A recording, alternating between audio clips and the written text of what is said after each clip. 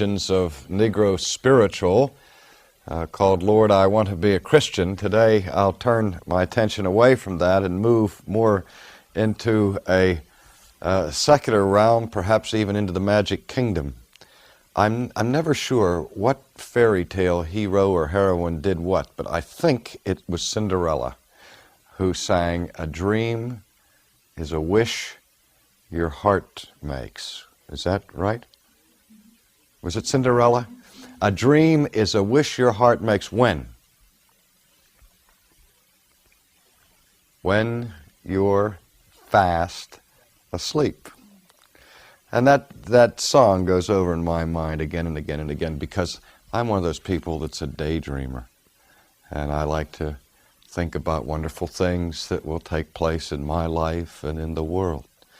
But in the reality of our daily lives, I've discovered a very simple point that I'm sure most of you discovered long before I did, and that is that nothing usually happens to our dreams if they are never translated into goals.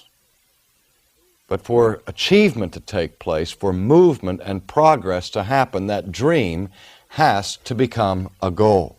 Otherwise, it becomes simply an idle fantasy fit for contemplation in the midst of sleep. The second thing that has to happen for a dream to become real is that people have to wake up, and they have to move in the direction of action. And so that's why I began with our focus on the importance of understanding that for spiritual growth to take place, there has to be effort, there has to be discipline, there has to be a willingness to pay the price to overcome all kinds of adversity and obstacles in a very real struggle. But a goal set before us tells us at least which direction the energies that we are involved with in our struggle are to be focused, because people can be determined and they can be zealous, but if they're not moving in the right direction, then it's hardly likely that they will end at the right place. Now, my question for this session is, what is the goal of spiritual growth? Or to state it another way, what is the goal or the purpose of the Christian life? I'd like to answer that partially by directing your attention for a moment back to the very earliest parts of the Old Testament record, to the first chapter of Genesis, and I'm going to be reading selectively, reading in verse 26, "And God said, let us make man in our image, after our likeness, and let them have dominion over the fish of the sea, and over the fowl of the air, and over the cattle, and over all the earth, and over every creeping thing that creeps upon the earth. So God created man in his own image. And in the image of God created he him, male and female created he them." And then moving down quickly to verse 31, we read the following, "And God saw everything that he had made, and behold, it was very good." Now it's the next sentence that I want you to hear. "And the evening and the morning were the sixth day." We see that the pattern or the structure of creation, as the author of Genesis gives it to us, is set within the framework of settings of individual days. And on the first day, God creates one thing, and on the second day, he creates another. And it seems to be that the order of creation is moving in an ascending pattern, reaching a type of crescendo at the sixth day, which we celebrate as the day in which God is involved in what we call the crowning act of all of creation, which is the creating of man and of woman. But so often, as we read that account, our attention is arrested at the end of chapter 1, at the end of the 6th day. As if by examining the first 6 days of creation, somehow we have exhausted the riches of that divine act of creation. And we come to that crescendo point at the 6th day, and then sort of regard the 7th day as a concluding unscientific postscript, sort of an addendum that's tacked on in the 2nd chapter, sort of a sigh of relief, maybe an interlude of breathing where we just say, oh yes, on the 7th day God rested, and so on. But if we do that, what we do is we interrupt the flow of the biblical record and allow our eyes to come to rest at the wrong place. There's a sense in which the 6th day creation narrative gives us the theology of humanism, because we see the pinnacle of movement at the 6th day. But in biblical categories, the 6th day is not the ultimate day of the work of creation. It is the penultimate day. It is important, it's exceedingly important to be sure, but it's not the final movement of creation. If we want to find out in Hebrew categories what the goal of creation is, what the purpose of this whole narrative is, we have to get beyond the 6th day and move to the 7th day. And let's do that right now. Let's look and see what the text tells us about the 7th day. Thus the heavens and the earth were finished, and all the host of them. And on the 7th day God ended his work which he had made, and he rested on the 7th day from all his work which he had made. And God blessed the 6th day, because it was on the 6th day that he achieved the pinnacle of success. Is that what it says? God didn't bless the 6th day. He blesses the 7th day, and he sanctified it, because that in it he had rested from all his work which God created and made. Now, a superficial reading of this text might lead us to the conclusion that the goal of creation, the pinnacle of creation, is equilibrium, inactivity, inertia, where everybody's just kind of floating, absorbed into inactivity. Now, there are, in certain varieties of Eastern thought, that idea that the goal of man, the whole purpose of creation, is to get lost someday in the oversoul of the universe. And the analogy that's frequently used is that man, when he dies, becomes a drop in the vast cosmic ocean, and as the water is diffused throughout the ocean, he loses his self-identity, he loses his consciousness, and everything is sort of absorbed into the one. And people will sit there on the street corner and chant about this oneness and lostness of equilibrium and cry, Om, Om. But that's not the cry of the Old Testament.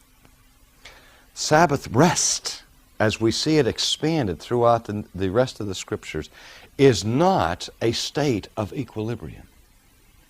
But the point is that if we read between the lines and garnish it with the rest of the Scriptures, I think it's safe to say that what we hear here is that the goal and the end for which man is created is holiness. That's the purpose. For consecration. But what do we mean by that? And what does it mean to be human? Let's back up a minute and go back to the 6th chapter where we read that very familiar text where God says, let us make man in our image after our likeness, and let them have dominion over the fish in the sea, and so on. So God created man in his own image. In the image of God created he him, male and female created he them. You've heard it said a jillion times that man is created in the image of God. That man and man alone is what the theologians call the imago Dei, the image of God. What does it mean to be in the image of God? Historically, the church has tried to wrestle with that because it's kind of a metaphor, isn't it? If we take it crassly and literally, as one religious institution does, the conclusion we might come to is that if we're in the image of God, we are what? We would be looking like God. We'd say, hey, that young man over there is the spitting image of his father. He's not a chip off the old block. He's the old block himself. Come back. And I look at him and I say, wow, he looks just like his dad. And when we think of images, we think of those things which reproduce a likeness of an original. And the copy, insofar as it participates in likeness to the original, recreates or represents that idea. And Mormon theology, at least in some branches of it historically, argues vociferously for the corporeal nature of God, that God has a body, that God is confined to space and time, that he has 2 arms, 2 legs, 2 eyes, a nose, 2 ears, and so on, just like you do. And one of the classical arguments for it is what? It says here in the Bible that man is created in the image of God. If you want to know what God is like, look at man, and you see the carbon copy. And so God is perceived of as an exalted human figure, so to speak. That's a very crass kind of literalism. And the church, of course, has rejected that notion for 2,000 years, and with good reason, because this imagery that is used here is qualified and corrected abundantly throughout the Scriptures, telling us that God is not a man, that God is a spirit, that he's not contained to space and time, and so on. So then what does it mean that we are created in the image of God? It has something to do with an analogy, something to do with likeness. There's some way, at least, we are like God. Now that's a very dangerous thing, isn't it, in our thinking? Because if we overemphasize the likeness, what can happen? We end, as the Bible teaches us, in idolatry. When we begin to turn God into the image of man. That's what idolatry is, to worship idols, to worship things in the created world as if they were God. And some people have said that today the problem with theology is that God has been created in the image of man. Ludwig Feuerbach in the 19th century made that protest. He's the guy that said, you are what you eat, remember? That's why so many people are eating rich foods, pastries, and all the rest. They want to, well, anyway, he said that people have a tendency to create their image of God by extending human characteristics to the nth degree. And so there was a reaction against that. Karl Barth, for example, spoke out very strenuously at the beginning of this century and said, we have to say no to all of these idolatrous concepts of God that would drag God down from the heavens, strip him of his transcendence, of his majesty, and make him just a part of the created order. And Barth was jealously concerned to reaffirm the transcendence of God. He went overboard. He said, God is so different from us that he is totaliter-aliter. He wasn't trying to rhyme there, but what he's saying is that God is wholly other, W-H-O-L-L-Y. Have you heard that expression? God is wholly other. And I think, now wait a minute, if we think about that for a second, I talked to a theologian not too long ago who was taking that literally, and he's saying God is absolutely other from mankind. There's no sense at all in which he's like us. And I said, well, how do you know about that, God? And he said, well, by revelation. I scratched my head.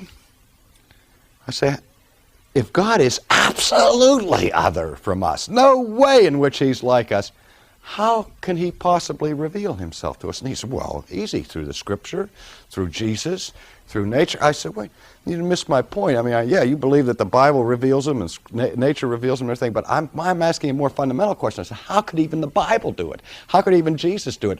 If God is utterly dissimilar from us, there'd be no common point of reference by which any communication could possibly take place between the Creator and the creature. Do you understand? Theologian got it instantly, and he said, whoops. He says, maybe I shouldn't say. that God is holy. I said, man, maybe you shouldn't say that God is holy. So we look for that sense in which there is that likeness between man and God. And the church historically has said, well, we focus in on certain human faculties, like that man has the capacity to think, to reflect, or the capacity to make decisions, moral choices. He's a volitional creature. He has a will, and so on. And we look at those sort of things and we say, God can think, man can think. God can make choices, man can make choices, and so on. Well, I don't want to dispute that dimension of it, but I think that the Bible is getting at something far more than those human faculties. If I understand the Hebrew motif here, what it's saying is that man has been created with a unique capacity to reflect and to mirror the character of God. What that means is that you as a human being have been so constituted and so made and so endowed by your Creator with certain faculties that you have a capacity in creation to reflect or to mirror the holiness of God. You are not holy in and of yourself. God is holy in and of Himself. But God has called you in creation to bear witness to Him, to refract, to reflect, to bounce to the rest of the world His very character. Is that not what Christ does in His life of perfect obedience?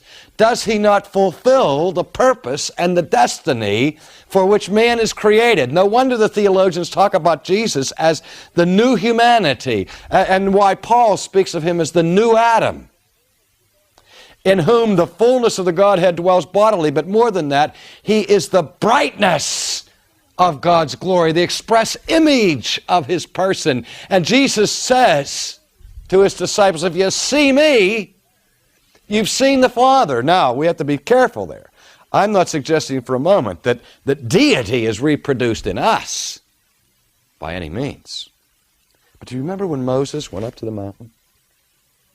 And he talked with God face to face. Well, not face to face, but face to backward parts. He was only allowed to see the back parts of Yahweh as God hid him in the cleft of the rock. Do you remember?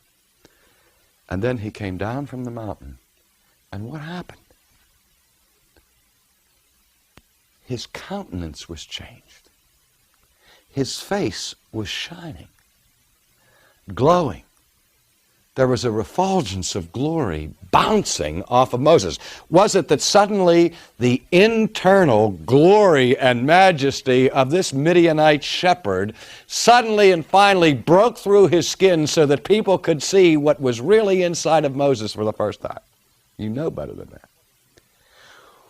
What was happening was Moses was so intimately, closely connected with the presence of God and surrounded by the glory of God, that when he came down from the mountain, that glory was still reflecting from the face of Moses. And so brilliant was it that what was the people's response?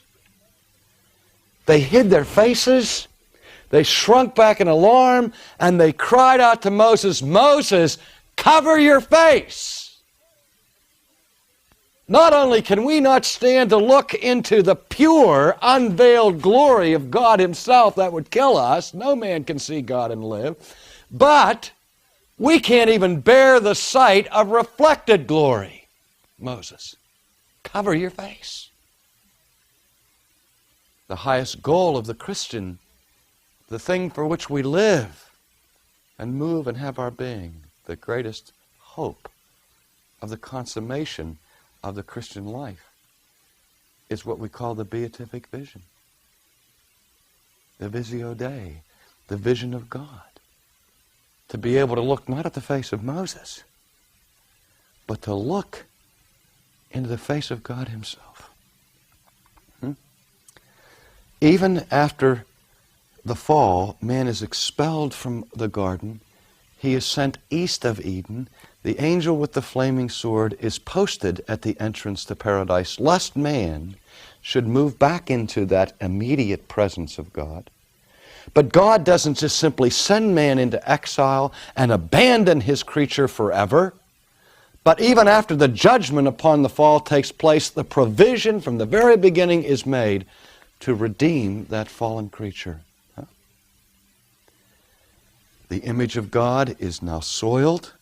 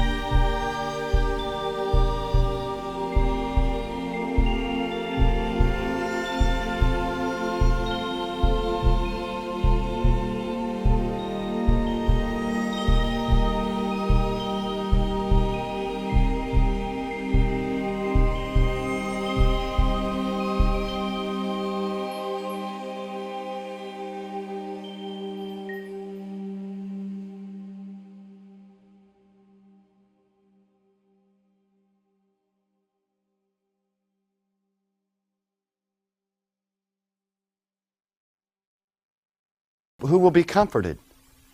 The people who mourn. Huh? Who will be fed? The people who hunger and thirst after righteousness. Well, who is promised that they will see God? The pure in heart. Blessed are the pure in heart, for they shall see God. But, dear friends, we are not pure in heart. Nobody in this room has ever seen God. And that's why. Now, the goal of our lives is to be conformed to the image of Christ, to fulfill the original purpose for which we were created, to reflect to a world around us the very character of God. Now, what I want to cover in the next session together is how we as human beings can outwardly reflect the glory of God. The first catechism question that we learned as children is, what is man's chief end? Is the question. Is that the love your words touch, or just my mind's distress? Spinning through the neon haze, searching for forgiveness. But the rhythm pulls me under, a tidal wave of sound, washing away the heartache.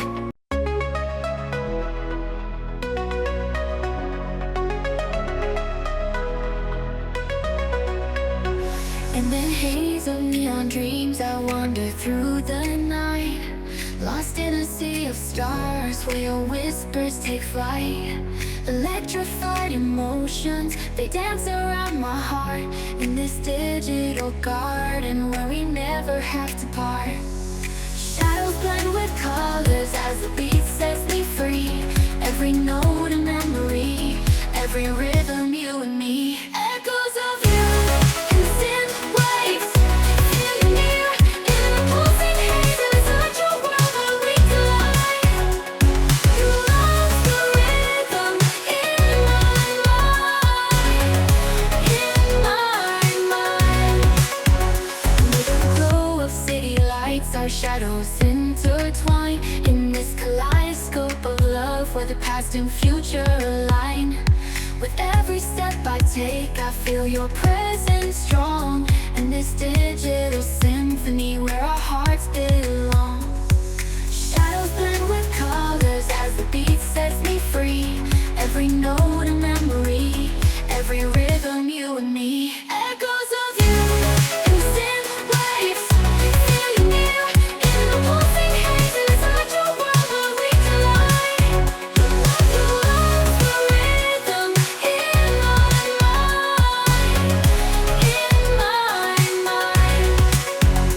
And in silence between the beats I find your voice. In the flicker of the lights I see your choice. Together in this dream we'll never fade. In the echoes of our love we'll always stay. Echoes of you in synth waves, feel you near in the pulsing haze. It's such a world where we collide. You love the rhythm in my mind. Music fades away in the quiet of the night. You echoes stay with me in the softest synth light. In this digital garden where our love resides. In the echoes of you, I'll always confide. As the music fades away in the quiet of the night, your echoes stay with me in the softest synth light. In this digital garden where our love resides. In the echoes of you, I'll always confide.